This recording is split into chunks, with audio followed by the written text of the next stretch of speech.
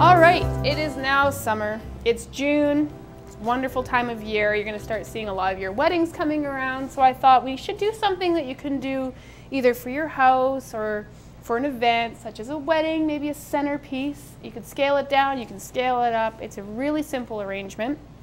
All we have here is beautiful hydrangeas. I took 3 gorgeous stems and I put them together, and then I just stuck in flowers. This is the easiest arrangement. It's fast, and when you're doing weddings, and hopefully you've got 40 centerpieces to do for the wedding, you want something that's quick, beautiful, and just overall saves your time. That's the biggest event to me in weddings. So what I did is a simple, this is so funny, hand tie. Ba-bum! So simple, and then I just put it in right into the apples right there, just like that. So I'm just going to show you how to do a quick and easy hand tie, and I'll put this together for you. I'm just going to get it out of my way. There. Alrighty. So what we start with is this yes, is 1 hydrangea. 1. These you can get in your standing order. You can get them year-round. They come in green, they come in an antique green, they come in blue, and a white that is white. We're using that a lot for weddings, especially that beautiful white color, because again, it accents so many different things. All right, so with your hand ties, you're going to take off that, all the little leaves and bits, and again, heads go to the left, tails to the right, so you're going to crisscross. Because you always want it to look professional. And that's it. This is not too hard, is it?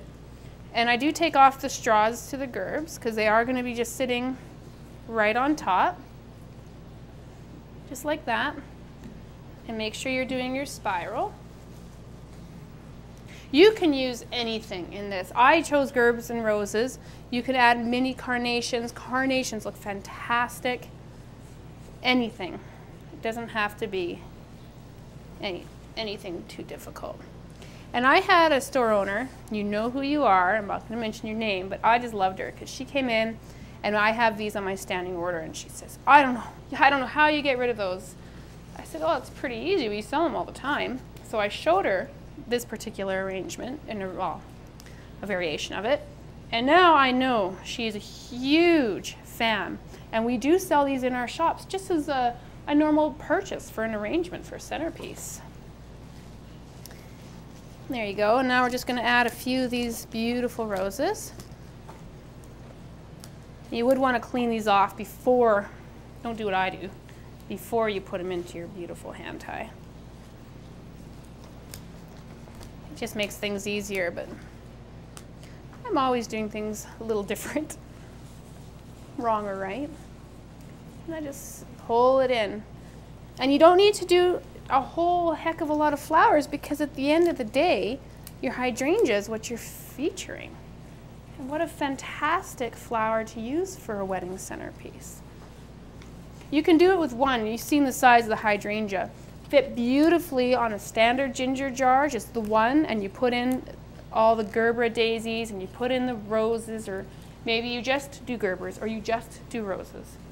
Either way, they just look fantastic sitting there all by themselves without anything else. They don't need a whole heck of a lot of fluff. Okay, I think that's beautiful. Let's have a look from the top. Gorgeous, absolutely beautiful.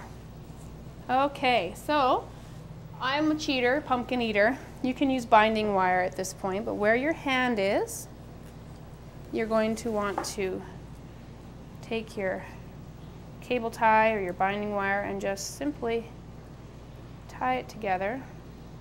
This one's decided not to cooperate. There we go. And I know it's kind of a cheater, pumpkin eater thing, but when in Rome, make it easy. And don't use your beautiful $50 shears to cut these. I just use my wire cutters. I protect my shears. And there we go, just like that, voila.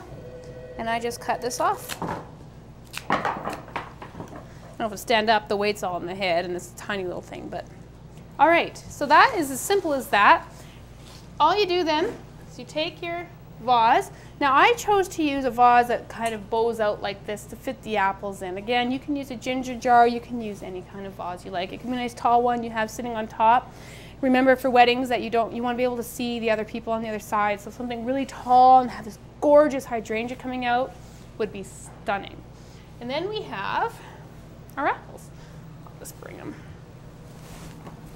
Oh my goodness, and I chose green to go with the green, but you know, Christmas time you have the green hydrangeas, red apples, but now we're going to talk about apples.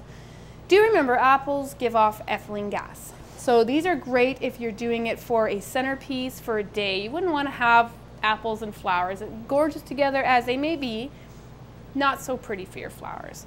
But we are doing this for a wedding. Apples float, which I love, and I just put them all in, squish them down, just like that. All right, and then you just take your beautiful hand tie and you plunk it in. And it's as simple as that. But I did a little finishing touch because it's summer. And for summer, how can you have a summer without a beautiful butterfly? And to me, any kind of dragonfly would be wonderful, a little bee, anything, just to add a little more interest to your design. Just sitting on top, having a snack. They eat pollen, I think, so we'll pretend. And that's it, and that would be a wonderful wedding centerpiece. Use your imagination, tweak it to what you want, and have fun with it most of all, and enjoy summer. Thank you. Enjoy June. There you go.